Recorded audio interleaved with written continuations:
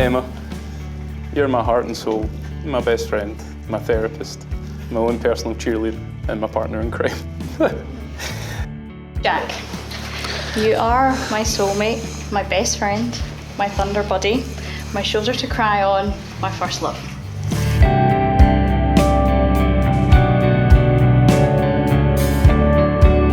And this poem is dedicated to the both of you, and it's called An Equation for Love. So Emma and Jack, you can now say the time has arrived, it's your wedding day, with family and friends all around, here to support you, love abound. In the maths class, your eyes did meet. An equation for love made both hearts skip a beat. Both shy to begin with, not self-assured, but in the years together, true love and confidence matured. Today, there's cake and confetti. We're all dressed up so fine. There's speeches and smiles, then toasts with fine wine. Taking the plunge is no mean feat, but with the equation for love, each challenge you'll meet. So here's to the future, as you say, I do. A lifetime of happiness we all wish for you. Jack and Emma first met each other at Belmont Academy in 2010 when they were 15 and sat across the table from one another in maths. They started to have some chat back and forth, slowly getting to know each other. Emma would always bring extra pens, pencils and calculators for Jack, as he was always forgetting to bring them. And Emma liked to be the person to help him, and Jack liked forgetting these items, so that Emma would have to talk to him. Months passed and their friendship grew, with both enjoying talking to each other in class. Emma even looked forward to going to maths just to talk to Jack, and to her extreme delight, one particular day, Jack would ask to borrow a Twilight book from her. Another one of Jack's ploys to engage Emma in conversation, while simultaneously aiding in the illusion that he indeed was a Twilight fan, not two. Regardless, this is when Emma would decide that this is the person for me. Emma was the first to take the bold move and ask if they should become boyfriend and girlfriend shortly after her 16th birthday party, to which Jack obviously said yes. The next day they went on their first date, a walk round Roselle Park. Emma ran up to greet Jack with a big hug and then surprised him by forcefully removing his hand out of his pocket and holding it very tightly as they walked around the forest. And this was when Jack realised there was no escape from this girl.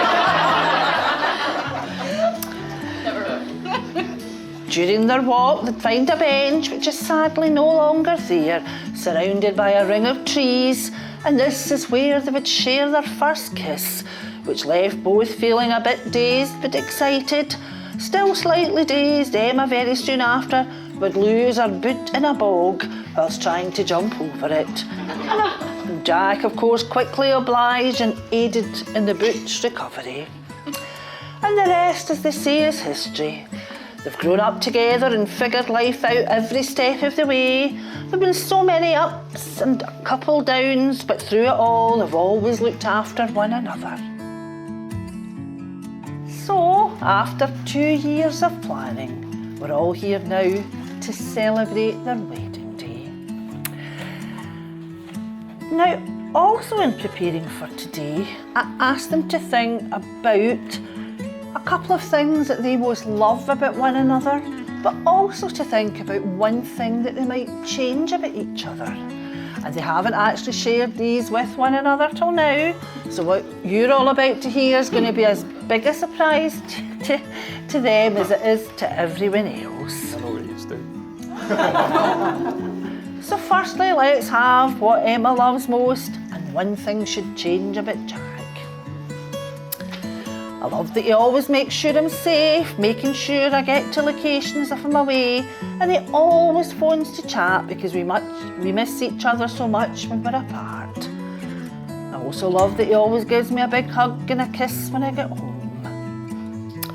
And the one thing I would change, and that's when he pretends to fall or slip on the stairs and it makes me lose balance. And he just laughs as I need to concentrate coming down the rest of the stairs. And I'm glad he never went down the stairs before me for this ceremony, as it would have taken me a whole lot longer. So thank you, Emma. And now let's have what Jack most loves and one thing he might change about you. I love her humour. We've grown somewhat alike over the years with our humour. A blending of our two very different styles has occurred. Emma taking on some of my more edgy humour and myself taking on a great deal of her silly nature. This has allowed for some of the greatest, if not the best, inside jokes and off-the-cuff one-liners that sometimes she doesn't realise she's made until after she's said it. I love her unbreakable, positive attitude towards everything in life. Emma takes everything head on and is rarely fazed when things get difficult. Situations where I've been a puddle on the floor, whether that be due to lack of patience or intelligence on my part, Emma just gets on with it and figures it out, singing and laughing as she does it. She's a song for everything. She can conjure up song lyrics from all over the musical spectrum to fit with any conversation or situation. Day or night, she will deliver. So what would I change about Emma? That's an incredibly difficult question, as I wouldn't change a thing about her. Oh, all of her little quirks and nuances are what I love most about her, and I wouldn't change her for the world. But that being said, there is one thing that over the years has caused some small discussions to be had, and that is her ability to complete some, but not all tasks to 99.99999%. A good example of this when I first discovered the behaviour during our initial months living together. I noticed that the toilet roll would never be left in the holder empty, but instead the empty one would be removed and carefully placed vertically in the vicinity of the bathroom bin, but not in it, just near it. And this wee quirk manifests itself all over our lives, mainly appears around binning things. My personal favourite is finding neatly disassembled and folded cardboard packaging being placed on top of the recycling bin, not in, but also it keeps me busy, and it definitely makes me smile when I see it.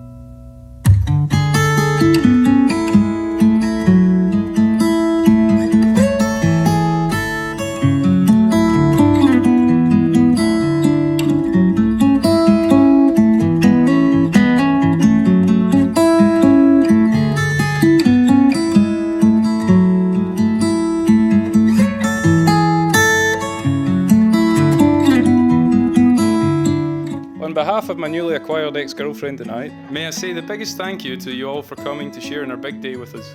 We are so very lucky to be surrounded by such loving, caring people that we get to call both family and friends.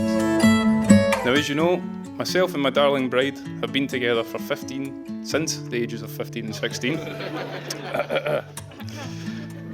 So this would make 2024 our 13th year together. A lucky number for us indeed, as we're finally married. You know, I did always say to Emma, you can't just rush into these things.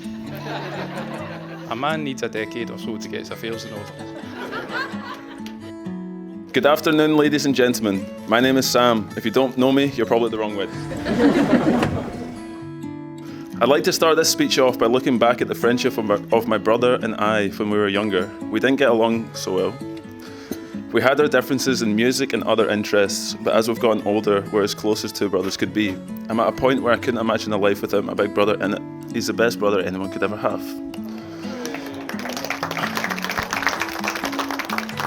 I started this speech off about our Jack. I'm going to end this speech talking about my sister Emma. When Emma first came into Jack's life, I was blown away at how selfless, caring, hardworking and beautiful she was, how happy she made my brother and shaped him into the man that he is today. One of the earliest memories I have of Emma and I was singing to Adele when I used to play piano. It's crazy. I know, it actually happened. When, if you can believe, we were the same height. It's true. We were the exact same height. It's crazy. Thank you for always being a part of our family over the years and putting up with us at family barbecues and New Year's. In this life, I've been lucky with having the most amazing brother, and on top of that, I have the coolest sister-in-law ever.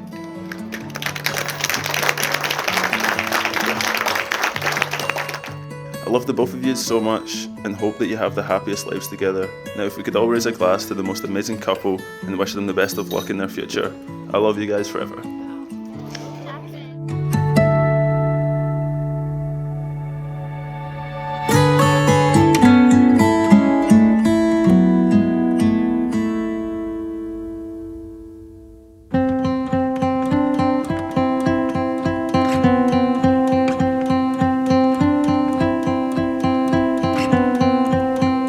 Looking at you, I'm trying to get your attention. Can I come close?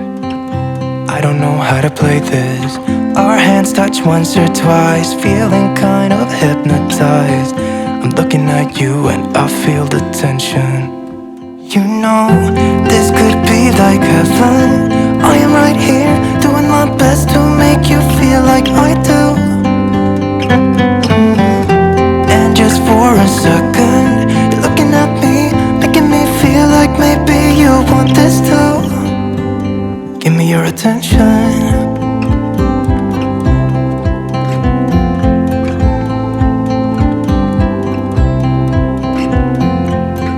I'm trying to breathe, but the air feels just like water. You're making me weak now. What doesn't kill you makes you. Our hands touch once or twice, we should let them intertwine. I'm looking at you and I feel the tension. You know, this could be like heaven. I am right here, doing my best to make you feel like I do.